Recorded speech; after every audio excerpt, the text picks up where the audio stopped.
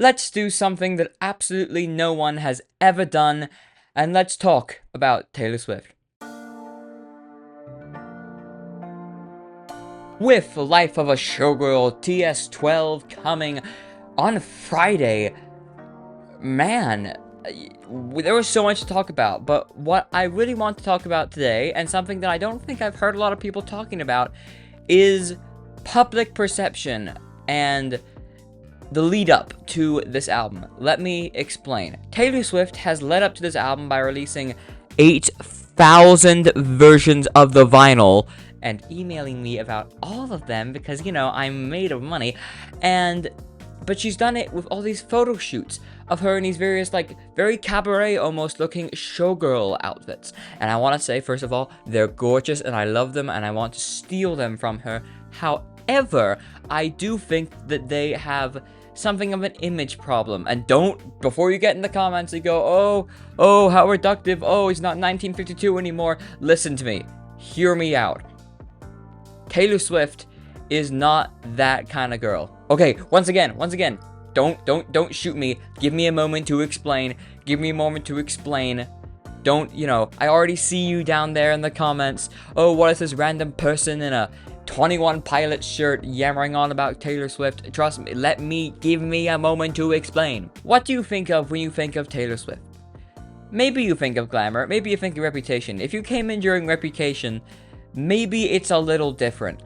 But what I think of, and I think what a lot of people think of, and ultimately what makes Taylor Swift the successful phenomenon she is honesty and a feeling of, not, how do I say it? A feeling of realness. To illustrate this, let me compare her to the other greatest pop artist of our century so far, I think. I would say the two greatest pop stars of the 21st century, I think, are pretty definitively Taylor Swift and Britney Spears. And they're different in one particular way. Think about the image that Britney had. Think about that sexy, at the parties, you know, hanging out with Paris Hilton, all eyes on me in the center of the ring. Like, you know, that incredible showgirl energy that she gave every single day. She was an icon. She was on the cover of every magazine to the point of which it drove her into retirement, and I miss her. And Taylor Swift, while she is obviously a big pop star, a big star and an icon in her own right, does not give that kind of energy. I think what made Taylor Swift so successful, and ultimately what sets her apart from the crowd of not generic, but like your stereotypical pop stars, is that when you're listening to a Taylor Swift album, it's not like a Britney Spears record. You're not listening to some great show most of the time. You're listening to what feels like your bestie telling you about their day, about that boy that treated them so badly, about, you know, their lives and loves and heartbreaks and all these things, and it has this confessional feeling to it. That's what I've heard people say. It's like this confessional, and she's talking to you and she's telling you about it because it's like talking to your friend, and that is what Taylor Swift is about. As opposed to a Britney Spears, where you look up to them, you idolize them. Not to say people don't idolize Taylor Swift, sometimes to an unhealthy degree, but it's just a different vibe. Put it simply, you want to be Taylor Swift's best friend, but you want to be Britney. You want to be someone like that showgirl almost.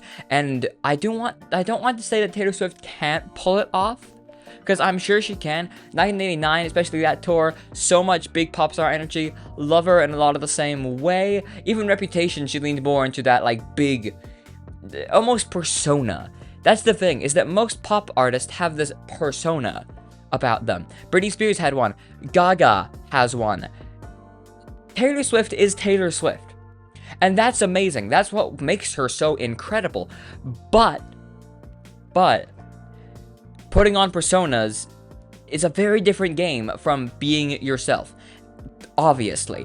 And while she has done it before, I'm interested to see how she does it on this record, because you already see she is in like these, and I'm not trying to be too backwards about it, incredibly revealing, like, showgirl outfits. You know, she's trying to be like the sexy pop star. Not to say that she isn't, but to say that that's not the image that Taylor, especially in recent years, especially in the post-folklore years, has been trying to portray. And I'm interested to see how this, like, very sharp left turn from sort of that songwriter, almost not quite Lana Del Rey, but that sort of romantic, you know, staring out a window into the forest and thinking about your life feeling that Folklore, Evermore, and Torture Post Department had. Obviously, Midnight slightly different, but very well in that same vein. How she handles this change back into being like this personaed showgirl pop star. But that's just me sort of ranting. That's something that I noticed in the lead up to this record. I am very excited for this record.